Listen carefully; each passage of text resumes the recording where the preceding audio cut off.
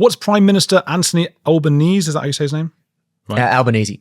Okay. Albanese. I'm going to say that again. What's Prime Minister? Actually, I won't. I'll leave that. What's Albanese? What's old Albanese, my mate? What's he saying about immigration? Mediocre pronunciation for a mediocre Prime Minister. So I can make it easy for listeners. He's doing exactly what Keir Starmer is doing. Basically, in fact, even think of an Antipodean Keir Starmer, and you pretty much have Albanese.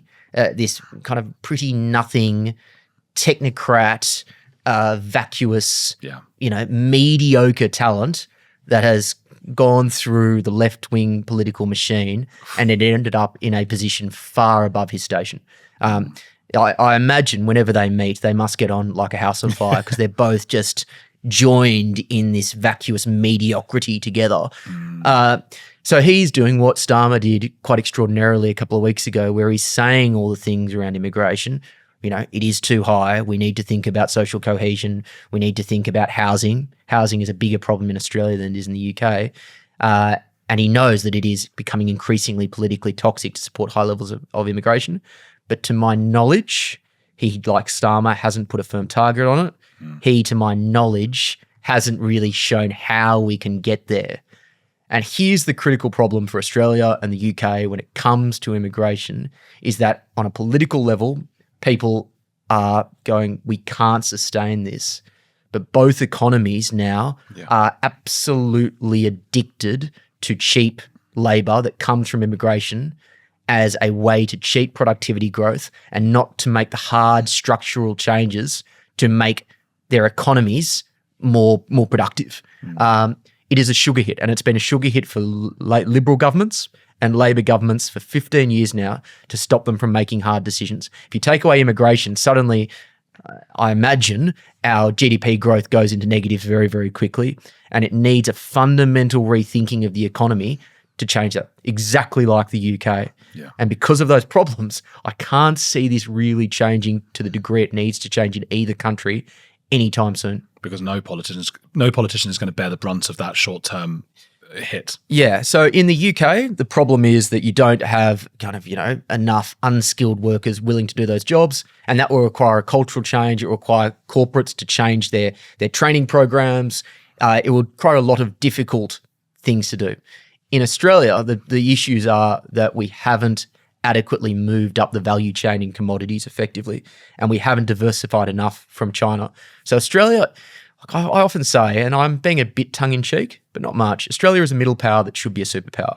If you look at all of the raw commodities that basically mean anything in this world, Australia is in the top 3, or at the very least, the top 10 producers of pretty much everything. Like the amount of iron ore Australia produces compared to the rest of the world is staggering. The amount of uranium Australia produces is staggering. But our economy, what basically does is it gets the raw materials, digs it up, and then ships it off to China, and then they do the rest. They turn it into the actual proper metals, and then they turn it into, your TVs or whatever, iPhones. Australia, probably in the 1980s and 1990s, should have said, we need to modernise our economy, and instead of just digging up stuff from the ground, we actually need to smelt it or to do more with it, even if we don't get quite to the manufacturing phase. But we never bothered to do that because we were making such ludicrous amounts of money off China as they just bought more and more of our raw materials as they went through their big boom. But now, with the sad reality that we may very well, and by we I mean the US, UK, Australia, be at war with China by the end of the decade in some way, shape or form, we're going to find that we really should have worked harder to move up the value chain. And whilst we're making some efforts to go more into India and other parts of Southeast Asia, we should have done more to wean ourselves off China. So there is a very real risk geopolitically if Australia does fall, if there is a bigger conflict with China, the Australian economy is stuffed, absolutely stuffed. Wow. And that's something which I think a lot of people just have their head in the sand about. And it will fill that hole with more and more cheap labour immigration. Yeah, that's a really good point, which I hadn't considered, but you'd have to assume that would be the case. So it's just unfortunate that these Western economies have shirked hard decisions for too long, and as a result of that, I feel like our generation, we're both mid-30s now, unfortunately about to cop the consequences of, people in the 80s and 90s taking too many easy choices. It's almost like we need something in our political systems that would disincentivize short-termism, something that would be like, okay, do this, but if in 30 years it's found that your mistake, what you did made it worse, we're going to hang you. Obviously not that. I quite like, that would be going back to more kind of UK medieval time. Yeah. There's a lot to be said for that. So it's interesting. So Australian term limits are 3 years. The UK is 5. Now, when you've got a rotten government like we have in the UK at the moment, that feels like a heck of a long time. Gosh. But the argument against those short-term limits is nothing ever really gets done in Australia in terms of genuine reform. So you have probably your first year as your honeymoon. The second year, you trying to consolidate. And then the third year, you're campaigning. You've really probably got 18 months to get stuff done as a government. And then in your second term, and Australians almost always vote back in the government. We haven't had a first-term government lose since the 1930s. But your second term, you're coming in with a reduced majority. Normally, you've already taken a lot of political hits. You're generally more conservative. And so we've had this situation in Australia where you've probably had 1 to 2 year stretches in every decade for the last 20 years where we could have got stuff done, and we haven't. Now, the Australian government, and we can get on to the Indigenous issue, they chose to use that 1 year period at the start of the Albanese government for a symbolic flight of folly, which was the voice recognition campaign, which ultimately was a monumental failure that this government has never recovered from. And what was it? Yeah. So Australia has a written constitution, unlike the United Kingdom, and what it was a change to the constitution.